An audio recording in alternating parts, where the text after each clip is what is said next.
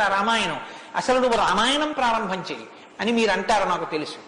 శ్రీరామాయణ ప్రారంభం ఎక్కడ జరిగింది అంటే తపస్వాధ్యాయ నిరతం తపస్వీ వాగ్విదాం వరం నారదం పరిపప్రచ్చర్ వాల్మీకి మునిపుంగవం అన్నారు. అంటే ఒకానొక నాడు వాల్మీకి మహర్షి తన ఆశ్రమంలో ఉన్నారు. నారద మహర్షి వచ్చారు.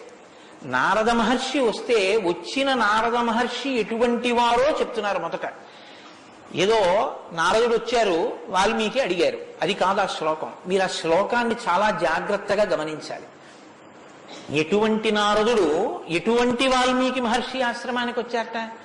తపస్వాధ్యాయ నిరతం తపస్వి వాగ్విదాం వరం నారదం పరిపప్రచ్చర్ వాల్మీకి మునిపుంగవం.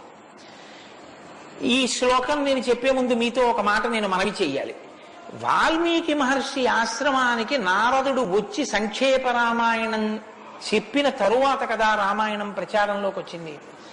వాల్మీకి మహర్షి ఆశ్రమానికి నారద మహర్షి వచ్చిన తరువాత రామాయణాన్ని ఎవరికి నేర్పారు? ఆయన రచన చేసి మొట్టమొదట ఎవరికి నేర్పి ఉండాలి? ప్రవాహము అంటే ఎవరి ద్వారానో వెళ్ళాలి కదా. అది మొట్టమొదట లోకంలో దాన్ని ప్రచారం ఎవరితో ప్రారంభమైంది? వాల్మీకి రామాయణ రచన చేసి ఎవరికి నేర్పారు? వాల్మీకి రామాయణ రచన చెయ్యగానే నేర్పిన మొట్టమొదటి శిష్యులు లవకుశులు. లవకుశులకి మొట్టమొదట రామాయణం నేర్పుంటే సీతమ్మ వాల్మీకి ఆశ్రమంలో ఉందా లేదా? ఉంది.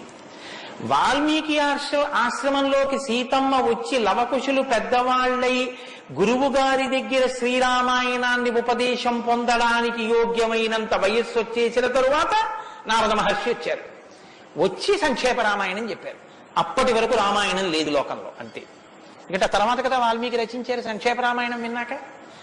కాబట్టి ఇప్పుడు రామాయణ కథ ఏ స్థాయిలో ఉంది, ఏ స్థితి దగ్గర ఉంది? రామాయణ రచన మొదలయ్యేప్పటికీ రామాయణం పూర్తయిపోయే స్థితిలో ఉంది. రామాయణం పూర్తయిపోయే స్థితిలో రామాయణ రచన ప్రారంభమైంది. ఇది మీరు గమనించాలి. రామచంద్రమూర్తి పుట్టక ముందు రామాయణాన్ని రచించలేదు వాల్మీకి. రామచంద్రమూర్తి పట్టాభిషేక పూర్వం రామాయణ రచన జరగలేదు. రామాయణ రచన ఎప్పుడు జరిగినట్టు? రామచంద్రమూర్తి పట్టాభిషేకం చేసుకుని సీతమ్మ తల్లిని అడవులలో విడిచిపెట్టి అడవులలో ఉన్న సీతమ్మని వాల్మీకి మహర్షి తన కుటీరానికి తీసుకెళ్లి లవకుశులు జన్మించి వాళ్ళు పెరిగి పెద్దవాళ్ళై యోగ్యులై విద్యాభ్యాసం చేసి సంగీత విద్యలో మంచి నిష్ణాతులై వాల్మీకి మహర్షి రచించిన రామాయణాన్ని బోధ చేస్తే నేర్చుకుని లోకంలో ప్రచారం చెయ్యగలిగినంత వయస్సు వాళ్ళు వచ్చిన తరువాత నారద మహర్షి వచ్చారు అక్కడికి. అలా ఎందుకు జరగాలి అంటే వచ్చినటువంటి మహానుభావుడు రామచంద్రమూర్తిగా వచ్చాడు. మనుష్యుడిగా నడిచి చూపి